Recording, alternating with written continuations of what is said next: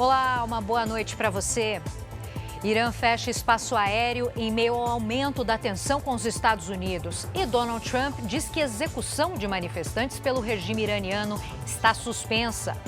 Encontro sobre Groenlândia nos Estados Unidos acaba sem acordo. Alemanha, Suécia, França e Noruega decidem enviar soldados à ilha já nesta quinta-feira. E aqui no Brasil, o ministro Dias Toffoli, do Supremo Tribunal Federal, autoriza a Procuradoria-Geral da República a analisar material apreendido em investigação envolvendo o Banco Master. O Jornal da Record já está no ar. Oferecimento Bradesco e Agro. Isso que é dupla raiz.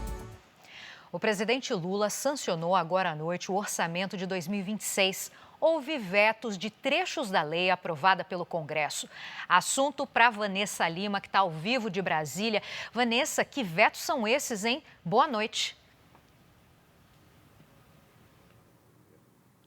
Boa noite, Giovana. Boa noite a todos. Lula vetou 393 milhões de reais em emendas parlamentares adicionadas pelo Congresso. A expectativa no Planalto é que nos próximos dias o governo mude a destinação de outros 11 bilhões de reais. Desse valor, 7 bilhões e 700 milhões de reais deverão ser remanejados para programas sociais previstos na proposta original enviada pelo governo e que foi modificada pelo Congresso. Outros 3 bilhões e 300 milhões devem permanecer bloqueados para o cumprimento da meta fiscal. O orçamento de 2026 foi aprovado pelo Congresso no dia 19 de dezembro, com previsão total de 6 trilhões e 500 bilhões de reais. O orçamento prevê um superávit nas contas públicas de 34 bilhões e 500 milhões de reais. Em relação a essa questão aí os programas sociais, serão mais de 158 bilhões de reais somente para o Bolsa Família, já o salário mínimo ficou em R$ 1.621.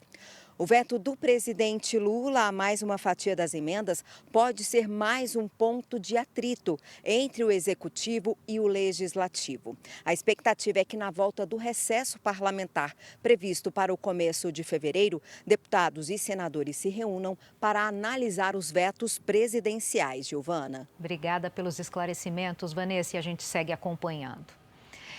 Em ofício enviado ao STF, a Procuradoria-Geral da República disse ser contra o pedido da defesa do ex-presidente Jair Bolsonaro para que ele tenha uma Smart TV na sala onde cumpre pena na Superintendência da Polícia Federal em Brasília. Mas foi favorável a que o ex-presidente receba auxílio religioso e também a que possa diminuir o tempo de prisão lendo livros. A decisão final cabe ao ministro Alexandre de Moraes. Na nova fase da operação da Polícia Federal, que investiga a suspeita de fraudes financeiras do Banco Master, foram apreendidos 39 celulares e 31 computadores, além de 30 armas, R$ 645 mil em dinheiro e 23 veículos avaliados em 16 milhões de reais. E olha, uma nova decisão agora à noite do ministro Dias Toffoli autorizou que a Procuradoria-Geral da República analise o material apreendido. Foram cumpridos 42 mandados de busca e apreensão em São Paulo, Bahia, Minas Gerais, Rio Grande do Sul e Rio de Janeiro. A polícia apreendeu dinheiro, inclusive notas de euros e dólares, carros importados, relógios de luxo e armas de alto calibre. O principal alvo da operação foi novamente Daniel Vorcaro, que cumpre prisão domiciliar desde novembro. Segundo os investigadores, o controlador do Banco Master segue cometendo novos crimes, com o auxílio de empresários, entre eles o cunhado, Fabiano Zettel, preso hoje ao tentar embarcar em um voo no Aeroporto Internacional de São Paulo, em Guarulhos, com destino a Dubai, nos Emirados Árabes Unidos. Outro investigado é o empresário João Carlos Mansur, que teve bens apreendidos. No ano passado, ele já havia sido alvo de outra operação da PF, a Carbono Oculto, sob suspeita de contribuir no esquema, que utilizava fundos de investimento para ocultar patrimônio de investigados ligados ao setor de combustíveis. Nelson Tanuri, conhecido por investir em empresas com dificuldades financeiras, também foi alvo da operação de hoje. Ele estava no aeroporto do Galeão, no Rio de Janeiro, e embarcava em um voo para Curitiba. Foram bloqueados 5 bilhões e 700 milhões de reais dos investigados. De acordo com as apurações, os suspeitos estavam desviando recursos para o patrimônio pessoal de Daniel Vorcaro e familiares dele. Ao autorizar a operação, o ministro do STF fez duras críticas à Polícia Federal. Afirmou que outros envolvidos podem estar descaracterizando provas essenciais e deu um prazo de 24 horas para que o diretor-geral da PF explique por que a operação autorizada na segunda-feira só foi realizada hoje. Em nota, a defesa de Daniel Vorcaro disse que ele colabora com as autoridades e que todas as medidas judiciais da investigação serão atendidas com total transparência. A defesa do empresário João Carlos Mansur afirma que não teve acesso à investigação, mas que está à disposição das autoridades competentes. O advogado de Nelson Tanuri afirmou que ele nunca foi sócio do Banco Master e sim cliente, e que as apurações do STF vão comprovar a inexistência de qualquer prática ilícita. A defesa de Fabiano Zettel não respondeu o nosso contato. O Ibovespa bateu um recorde histórico nesta quarta-feira ao fechar o pregão aos 165.145 pontos, alta de 1,96%. O dólar subiu 0,49% e fechou o dia a R$ 5,40. E tem mais notícia do mercado financeiro. Os investidores pessoa física movimentaram no ano passado 517 bilhões e 300 milhões de reais em ações no mercado à vista na B3, a Bolsa de Valores do Brasil. O aumento foi de 2,3% em relação ao ano anterior. As duas ações mais negociadas foram as da Petrobras e da Vale. O ano de 2025 está entre os 3 mais quentes da história. A informação é da Organização Meteorológica Mundial. Pela primeira vez, 3 anos seguidos registraram temperaturas médias acima de 1,5 graus Celsius em relação à era pré-industrial. O período no século XIX é usado como referência por meteorologistas para identificar os efeitos causados pela emissão de gases que provocam o aquecimento global. Segundo especialistas, a temperatura média acima dessa marca torna os danos irreversíveis. A expectativa é que este ano esteja novamente entre os mais quentes da história. E depois de muitos dias de calor intenso, uma chuva forte atingiu algumas regiões do Rio de Janeiro. E é para lá que a gente vai ao vivo com Pedro Dobal, que tem mais detalhes para a gente. Boa noite para você, Pedro.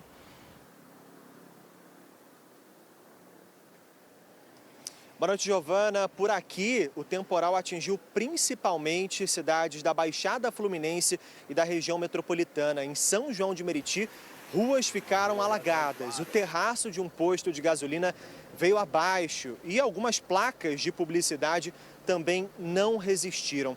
Na capital, a Zona Oeste foi uma das mais atingidas. Ruas ficaram alagadas e carros submersos.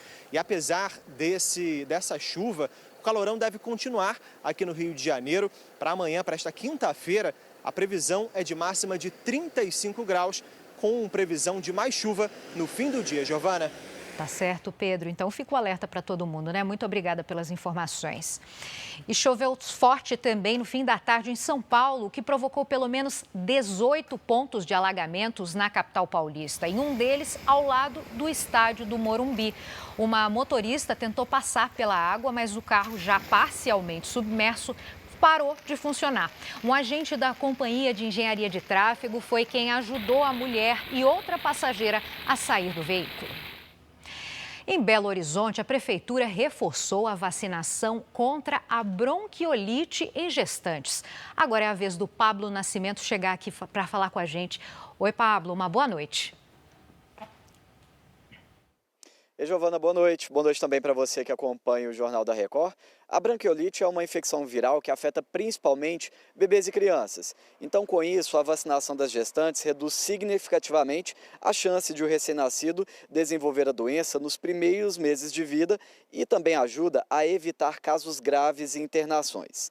Então, devem receber a dose as mulheres que estão acima da 28ª semana de gravidez. Para isso, é preciso levar documento que comprove a idade gestacional, além de identidade e caderneta de vacinação.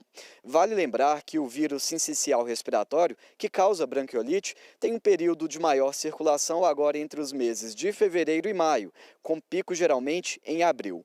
Por isso, vale esse reforço. E lembrando que esse imunizante está disponível em todos os 153 centros de saúde aqui de Belo Horizonte. Giovana. Obrigada pelos detalhes, Pablo. Uma boa noite. Países da Europa anunciaram que vão enviar militares para a Groenlândia. Até agora, França, Alemanha, Noruega e Suécia confirmaram o envio de soldados para a ilha. E eles devem começar a chegar ao território já nesta quinta-feira. O anúncio aconteceu logo depois de uma reunião entre integrantes do governo americano e autoridades da Dinamarca e da Groenlândia. As autoridades concordaram que é necessário concentrar esforços para garantir a segurança do território. O ministro das Relações Exteriores da Dinamarca reforçou que não concorda com a posição de Donald Trump. Mais cedo, o presidente americano disse que os Estados Unidos precisam da Groenlândia por motivos de segurança nacional e que, se isso não acontecer, a ilha vai ser tomada pela Rússia ou pela China. Trump argumentou que a OTAN, a aliança militar que inclui a Dinamarca, é mais eficaz com a ajuda dos Estados Unidos. A ministra de Relações Exteriores da Groenlândia deixou claro que o território não está à venda, nem mesmo sob pressão militar. E a Dinamarca reagiu às declarações dos Estados Unidos sobre a Groenlândia e negou qualquer presença militar chinesa na ilha do Ártico. A correspondente na Ásia, Silvia Kikuchi, tem mais informações. Oi, Silvia. Oi, Giovana. Boa noite para você e a todos. Autoridades dinamarquesas afirmaram que nenhum navio de guerra da China atua na região e que não há grandes investimentos chineses no território, contrariando o argumento usado por Washington para justificar uma possível tomada de controle da ilha. A manifestação ocorre após novas declarações dos Estados Unidos que apontam a Groenlândia como uma área estratégica para conter a influência da China e da Rússia no Ártico. O governo da Dinamarca destacou que a segurança local já é assegurada por acordos com a OTAN e que qualquer decisão sobre o futuro da ilha cabe apenas à própria Groenlândia e à Dinamarca, reafirmando a soberania do território. Giovana. Obrigada, Silvia, pelas informações. Autoridades do Irã comunicaram às companhias aéreas o fechamento do espaço aéreo do país para todos os voos internacionais, exceto aqueles com origem ou destino a Teherã. A medida acontece em meio ao aumento da tensão entre o regime iraniano e os Estados Unidos.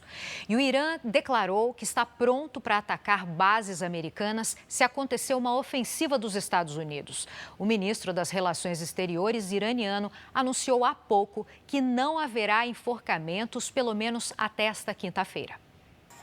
Números que ajudam a entender o tamanho da barbárie.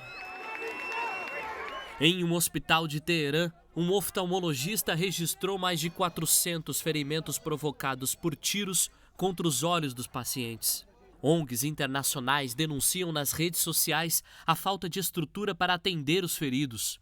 Nesse vídeo divulgado por uma agência de notícias criada por ativistas, é possível ver os próprios cidadãos prestando os primeiros socorros aos manifestantes que se opõem ao regime islâmico. Na contagem feita por ativistas de fora do país, mais de 3.400 pessoas morreram nos protestos até agora. E a expectativa é que o número de mortes aumente conforme a comunicação no país seja restabelecida. A internet pode demorar até 2 semanas para voltar a funcionar normalmente. Hoje, o presidente do Supremo Tribunal do Irã afirmou que vai acelerar os julgamentos dos manifestantes presos para, segundo ele, dar o exemplo. Essa pressa levou o jovem de 26 anos, Erfan Soltani, a ser julgado sem direito a um advogado. Hoje, em coletiva na Casa Branca, o presidente Donald Trump revelou que foi informado de que o Irã não tem mais planos de executar manifestantes. Para fugir da violência, iranianos cruzaram a fronteira com a Turquia nesta quarta-feira. Este homem desabafou nas redes sociais depois de conseguir deixar o país. Eles estão matando todo mundo, matando crianças nas ruas. Só a ajuda externa pode nos salvar. Sozinho, não conseguimos, disse chorando.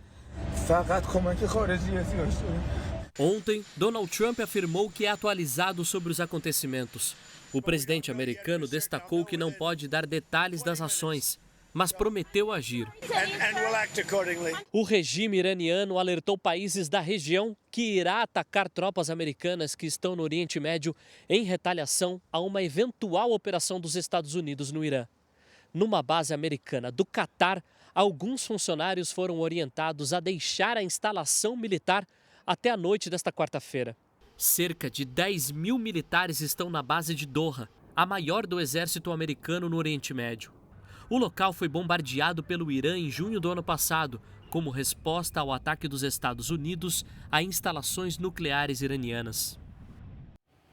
O presidente dos Estados Unidos, Donald Trump, conversou por telefone com a presidente interina da Venezuela, Delcy Rodrigues. Trump afirmou que a conversa abordou diversos assuntos e chamou Delcy Rodrigues de uma pessoa incrível. O presidente declarou ainda que os Estados Unidos vão se dar muito bem com a Venezuela. A presidente interina venezuelana classificou como produtiva e cordial essa conversa com o Trump, né? Trump deve receber nesta quinta-feira, na Casa Branca, a líder opositora da Venezuela e Prêmio Nobel da Paz, Maria Corina Machado. E os Estados Unidos suspenderam as emissões de vistos de imigração para 75 países, incluindo o Brasil. O objetivo da medida é impedir a entrada de imigrantes que, segundo o governo americano, passam a depender de benefícios pagos pelos contribuintes americanos em níveis considerados inaceitáveis. A suspensão na emissão de vistos de imigração atinge cidadãos brasileiros e de outros 74 países, entre eles Colômbia, Egito e Rússia. Os vistos de estudante e de turismo não serão afetados. Desde junho do ano passado, candidatos a vistos de estudante precisam deixar perfis em redes sociais abertos para a avaliação das autoridades. O governo americano afirmou que os imigrantes que entram de forma irregular no país frequentemente passam a depender de assistência pública após a chegada. Segundo a rede de TV americana Fox News, que teve acesso a um documento com detalhes da suspensão dos vistos, a medida entra em vigor daqui a uma semana. De acordo com o Departamento de Estado, o congelamento permanecerá em vigor até que os Estados Unidos possam garantir que os novos imigrantes não irão extrair riqueza do povo americano. Eu questionei a Casa Branca sobre o impacto da medida nas relações diplomáticas com os países afetados. A secretária de imprensa adjunta, Anna Kelly, respondeu que Donald Trump está colocando a América em primeiro lugar e que as ações do presidente são guiadas pelo que é melhor para o povo americano, não para os estrangeiros. No início da semana, o Departamento de Estado informou que o cancelamento de vistos cresceu 150% em relação a 2024. E segundo um relatório divulgado nesta semana, pela primeira vez em 50 anos, o número de imigrantes que deixaram os Estados Unidos em 2025 superou o de quem entrou, e que essa tendência provavelmente deve se manter em 2026. Agora o futebol, o Palmeiras venceu o clássico contra o Santos no Paulistão. O Bruno Piscinato acompanhou a vitória do Verdão. Boa noite, Bruno. Oi, Giovana, boa noite para você. Aqui no Clássico da Saudade, como é chamado o confronto entre Palmeiras e Santos, o Palmeiras levou a melhor. O jogo foi decidido com um gol na primeira etapa da partida, né? Um gol do Alan, depois de uma bela jogada. Flaco Lopes cruzou, Alan, o jovem Alan, fez o gol do Palmeiras. Na segunda etapa, o Gabigol entrou pelo Santos, teve também o Vitor Roque no Palmeiras. Criaram-se boas chances, o Santos no final teve ali oportunidades para empatar, mas o jogo acabou mesmo em 1-0. 0, numa noite especial para o palmeirense, onde o Palmeiras se despediu do goleiro Everton, né, que anunciou que vai sair do clube. Ele recebeu uma homenagem, uma placa, um quadro, e com o final da partida agora o Palmeiras segue líder do Paulistão, 2 vitórias, 2 jogos, 2 vitórias. O Santos conheceu a primeira derrota. Giovana. Valeu, Bruno. O Paulistão teve mais 2 jogos na noite desta quarta. A Ponte Preta foi derrotada pelo Velo Clube e o Primavera fez história contra o Mirassol. Estreante na primeira divisão, o Primavera fez 3-1 no Mirassol. Foi a primeira vitória do Primavera na elite do Paulistão. E em Campinas, o Velo Clube voltou a vencer a Ponte Preta depois de 47 anos, 1-0 com gol de Marcelo. E olha, nesta quinta tem mais Paulistão na Record, também no R7, no Record Plus. O Red Bull Bragantino vai enfrentar o atual campeão Corinthians a partir de 7h15 da noite. Por isso, o Jornal da Record fica mais cedo, tá? 6h15 da noite. Você fica agora com Fala Que Eu Te Escuto. Uma boa noite para você.